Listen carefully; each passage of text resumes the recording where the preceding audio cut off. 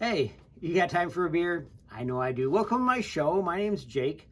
It's Thursday, which means I've got a new beer for you. I haven't ever had this one before, so I'm not exactly sure what it is. Don't forget, you can find me on Untapped YouTube and Twitter, all at @TubaJake_69, and on Instagram at _, not the 69 part.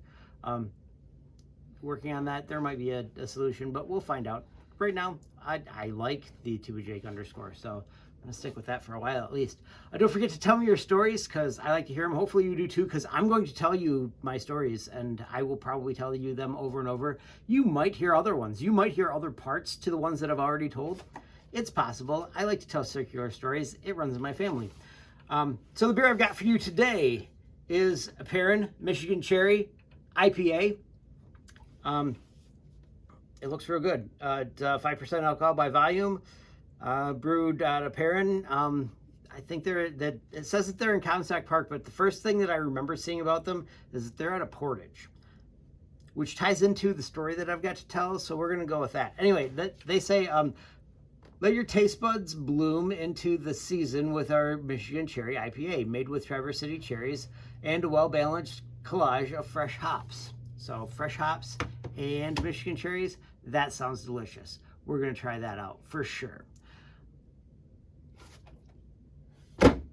Let's get that thing open. So it's sour. Well, I'm going to guess that it's sour because, you know, Michigan cherries. So if there's a cherry flavor to it, I'm going to guess that it's not as piney as what you would think of an IPA, unless it's a hazy IPA. So I'm guessing that this is a little hazy.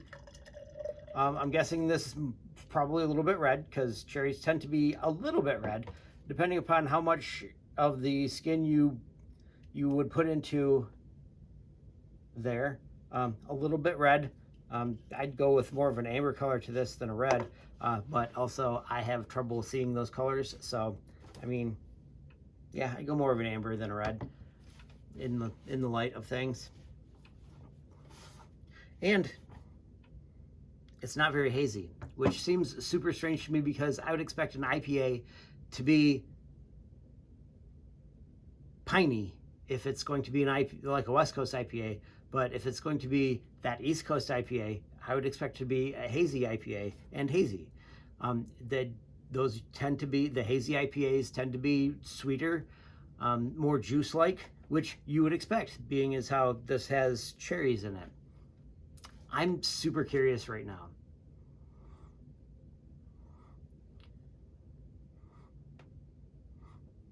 It smells a little bit like Robitussin, which I'm not gonna lie, that's not terrible.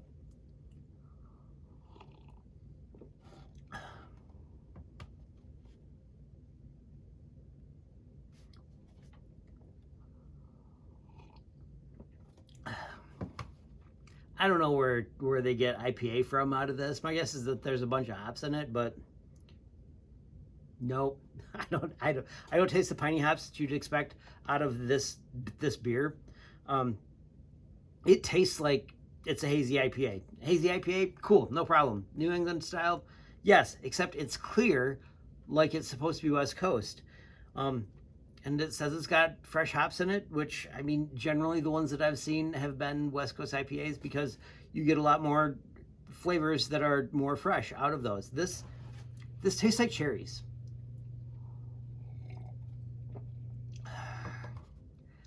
The big problem that I have with this is that every time I take a drink of it, see, I really like to drink a lot of beers that taste like this.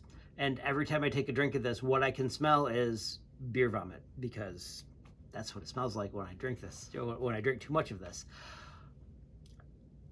I would drink more of this. I would drink until I puked. This is delicious. I like this a lot. 5%, super easy to drink too. Anyway, other beers that this reminds me of. The Juice Force from New Belgium kind of reminds me of this. It's got that super, like, I don't know how to describe that. Church punch? Does that help? That concentrated Gordon Food Service fruit punch flavor. It's kind of what this has. That's definitely what that has. But it reminds me of that. This reminds me of the Juice Force And the juice force definitely reminds me of church punch. I couldn't place it before, but that's what it is.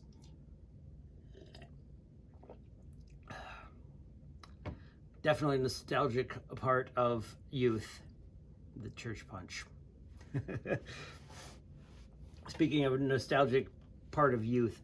Okay, so what this reminds me of, Perrin, seeing as how Comstock Park, Portage, Kalamazoo, they're all right in there, fairly close together. I just pushed on the wrong button. They're all right there, fairly close together. Comstock Park is also where Bell's brews. Oddly enough, they're, because of the merger that Bell's had with New Belgium, also where New Belgium brews. It seems strange, but that's a thing now, I guess. So Perrin brews right around there, apparently. But I swear that at one point I saw that they were in Portage. Portage is south of Kalamazoo. So like when I lived in Three Rivers, because I taught down in the southwest part of the state, go to the mall, or you know, the stores that were around Kalamazoo, because bigger city, so you go there and you get the stuff that you need. Like there's a Meijer in Three Rivers, but do you really want to go and get a jacket from Meijer? The odd thing is now I'm positive that I could go and get the jacket that I got from the Dunhams that I got it at in Portage. I'm positive I could get that at Meijer. Well, not right now because it's not in season, but it is a Columbia jacket, so I could have. Anyway, this is about a Columbia jacket that I had when I was teaching. Because when I was teaching, there was a snowpocalypse. It was a thing, tough to get to work. The first day of the snowpocalypse, I actually went to work because nobody decided to call me. I did not have a very good experience my first year of actually teaching. Like doing the substitute teaching thing was great. Leave a job at work, no big deal. My first year teaching, I did not get a good administrator, and it kind of turned me right off of teaching. I'd always thought that I would be a teacher, and then I decided that I did not want to be a teacher. So that first year, went through that, super good. Well, I mean, financially it was really good.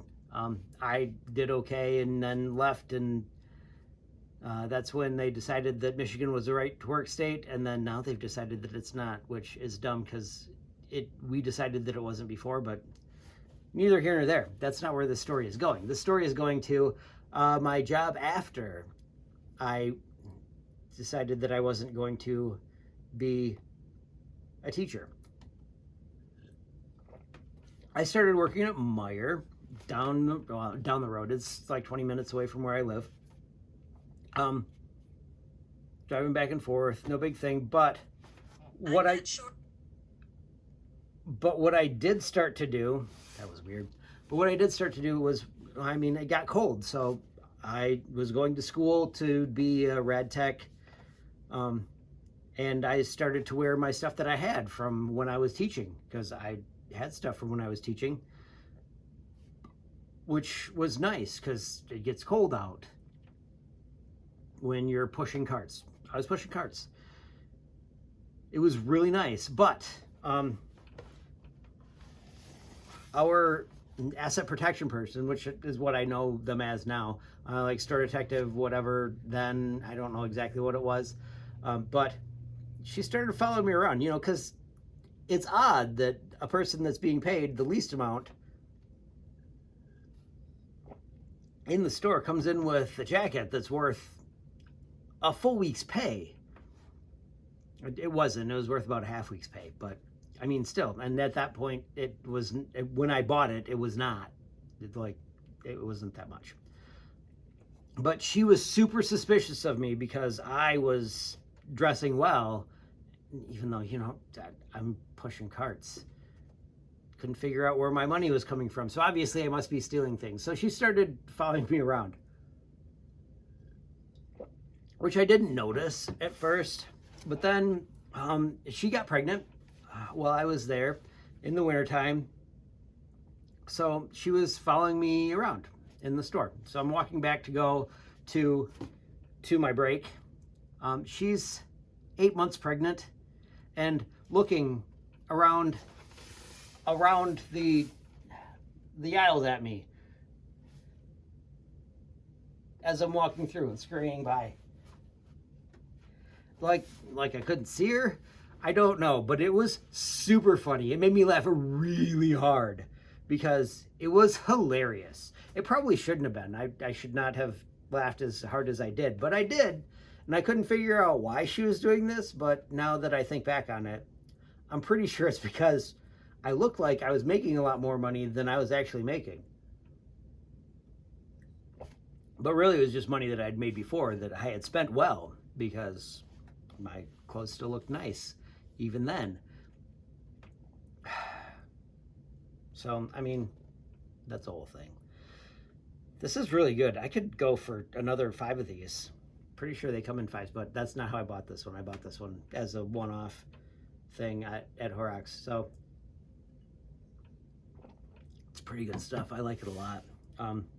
If you can find this stuff anywhere, it's delicious. It's worth it. I mean, it tastes like cherries.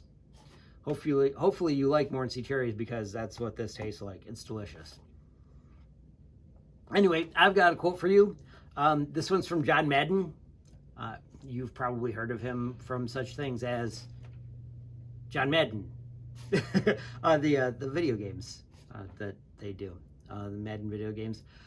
He's on there generally spouting off stuff that's stupid and gets old fast. Anyway, he said, "Stand for something, always have class, and be humble," which is great! Exclamation point!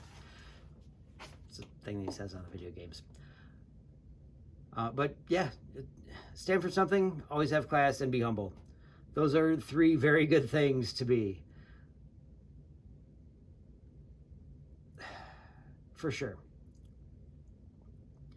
Anyway, don't forget you can find me at TubaJake_69 on Untapped YouTube and Twitter, and at TubaJake_ on Instagram. Don't forget to tell me your stories. I'm going to tell them. Hopefully you will like to listen to them.